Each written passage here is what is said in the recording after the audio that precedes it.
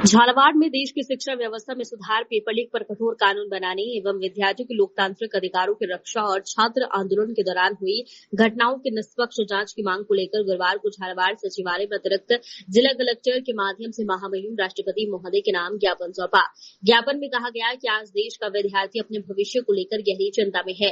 वर्षों की कठिन मेहनत के बावजूद बार बार सामने आने वाले पेपर लीक के मामलों में लाखों युवाओं के सपनों को तोड़ा है और देश की परीक्षा प्रणाली और शिक्षा व्यवस्था पर गंभीर प्रश्न खड़े किए हैं। ज्ञापन के माध्यम से मांग की गई है कि पेपर लीक जैसे अपराधों को रोकने के लिए कठोर एवं प्रभावी कानून बनाए जाएं। ऐसे मामलों में शामिल मुख्य आरोपियों को आसानी से जमानत नहीं मिलने संबंधी कानून प्रावधान किए गए हैं। ज्ञापन में दिल्ली से चल रही छात्र आंदोलन का भी उल्लेख किया गया। इसमें कहा गया कि छात्रों द्वारा कई दिनों तक शांतिपूर्ण तरीके से अपनी मांगे रखी, लेकिन उनकी बात सुनने के लिए सरकार की ओर से कोई सार्थक पहल नहीं हुई। इसके बाद प्रदर्शनकारियों पर हुए कथित पुलिस बल के देश भर के विद्यार्थियों और अभिभावकों में चिंता उत्पन्न की।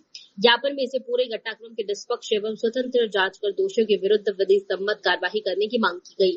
प्रतिनिधि मंडल ने ज्ञापन में ये भी मांग की है कि प्रदर्शन के दौरान बिना नाम पट्टिकार नेम प्लेट की ड्यूटी करने वाले पुलिसकर्मियों और बिना वर्दी के पुलिस कार्यवाही में शामिल व्यक्तियों की पहचान कर जांच कार्यवाही जाए और यदि शिकायतें सही पाई जाती है तो संबंधित व्यक्तियों के विरुद्ध कानूनी धाराओं के तहत कार्यवाही की जाए। विधि विरुद्ध दर्ज मामलों की निष्पक्ष समीक्षा करने की मांग की गई है। नैतिक जिम्मेदारी तय करते हुए केंद्रीय शिक्षा मंत्री धर्मेंद्र प्रधान के विरुद्ध उचित नैतिक एवं संवैधानिक कार्यवाही करने का अनुरोध भी किया गया है।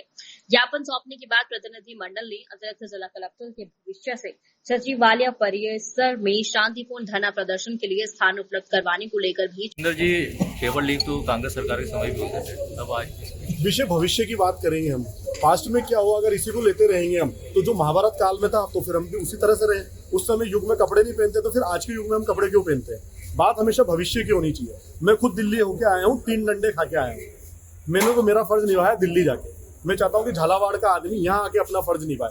अगर फर्ज भी नहीं निभा सकता तो कम से कम पोस्ट ऑफिस में जाके एक पोस्ट करे, ट्वीट पे जाके ट्विटर करे, इंस्टाग्राम पे जाके इंस्टाग्राम करे, स्टोरी लगाए। महिलाओं के साथ ये अधिकार किसने दिया है दिल्ली पुलिस को कि एक महिलाओं को आप चाटा मार रहे हो, महिलाओं के डंडे डाल रहे हो। और ऐसा कौन सा शासन आ गया हमारे यहाँ पे? अंग्रेजों का शासन है क्या कि वहाँ जितने भी पुलिसकर्मी थे सबने अपने नेम प्लेट हटा दी? क्यों हुई भाई? आपको इतना डर था तो 20 दिन से आप बात करते ना।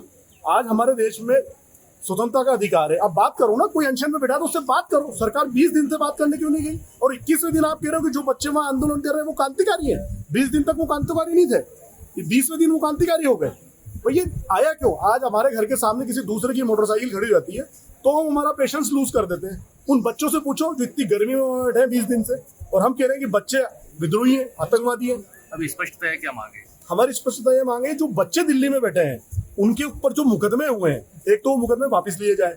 उनकी जो मांग है सरकार का एक पैनल बने और उनसे बात करें। और धर्मेंद्र प्रधान इस्तीफा में राष्ट्रपति जी को हमने ज्ञापन दिया है, राष्ट्रपति जी के नाम, कि भाई आप अपने अधिकारों पे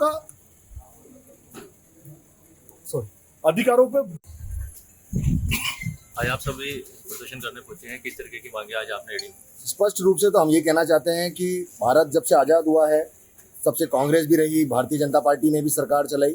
हमारा मूल उद्देश्य यही है कि शिक्षा के साथ में जो आज की स्थिति में जो खिलवाड़ हो रहा है, जो विद्यार्थी निरंतर रूप से अभ्यास करके अपना समय निकाल के पढ़ाई करता है और लास्ट में जाकर ऐसा होता है कि वो पेपर लीक हो जाता है और उसकी जो पढ़ाई, उसकी साल भर की वर्षों की जो मेहनत थी, उसके परिवार का जो त्याग था, वो सारा धूमिल हो जाता है। तो हम यही चाहते हैं कि इसके लिए विशेष स्पेशल कठोर कानून बने जिससे कि इस तरह के कृत्य करने से पहले दुस्साहस ना हो। यही मांग है हमारी।